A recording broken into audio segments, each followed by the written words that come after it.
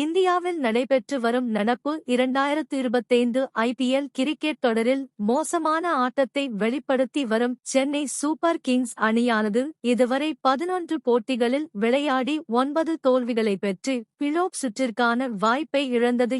இன்னும் எஞ்சியுள்ள 3 போட்டிகளில் வெற்றி பெற்றால் கூட சென்னை அணியால் எந்தவொரு தாக்கத்தையும் ஏற்படுத்த முடியாது என்பதால் இந்த தொடர் படுமோசமான தொடராக மாறியுள்ளது. சிஎஸ்கே அணிக்குள் வந்த 26 வயது வீரர். இப்படி சென்னை அணி மிகப்பெரிய சரிவை சந்தித்ததற்கு மெகா ஏலத்தின் போது அவர்கள் தேர்வு செய்த வீரர்களே காரணமாக பார்க்கப்படுகிறது. ஏனெனில் மற்ற அணிகள் எல்லாம் துடிப்பான இளம் வீரர்களை எடுத்திருந்த வேளையில் சிஎஸ்கே அணி மட்டும் டி20 ஃபார்மேட்டிற்கு செட்டாகாத பல வீரர்களை எடுத்ததாக ரசிகர்கள் நேரடியாகவே விமர்சித்து வருகின்றனர். இந்நிலையில் கடைசி சில போட்டிகளாகவே பல்வேறு மாற்றங்களை செய்து வரும் சென்னை அணி ஆயுஷ் மாத்ரே, பிரேவேஸ், ஷேக் ரஷீத் போன்ற இளம் வீரர்களை அணிக்குள் கொண்டு வந்துள்ளது.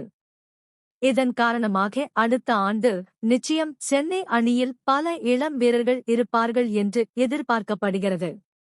இந்நிலையில் சென்னை அணியில் இணைந்திருந்த வன்ஷ் பேடி தற்போது காயம் காரணமாக இந்த தொடரில் இருந்து வெளியேறவே அவருக்கு பதிலாக 26 வயதான இளம் அதிரடி விக்கெட் கீப்பர் பேட்ஸ்மேனான உர்வில் பட்டேலை சென்னை அணிக்குள் கொண்டு வந்துள்ளது. குஜராத் மாநிலத்தைச் சேர்ந்த விக்கெட் கீப்பர் பேட்ஸ்மேனான அவர் நடைபெற்று முடிந்த சையத் முஷ்டாக் அலி தொடரில் 28 பந்துகளில் சதம் அடித்து வியக்க வைத்திருந்தார்.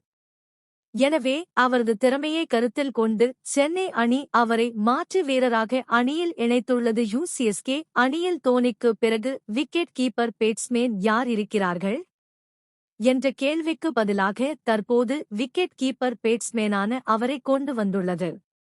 இனிவரும் சில போட்டிகளில் வாய்ப்புகளை அவருக்கு வழங்கி அதில் அவர் சிறப்பாக செயல்படும் பட்சத்தில் தொடர்ச்சியாக அவர் அணியில் நீடிக்கவும் வாய்ப்புள்ளது குறிப்பிடத்தக்கது.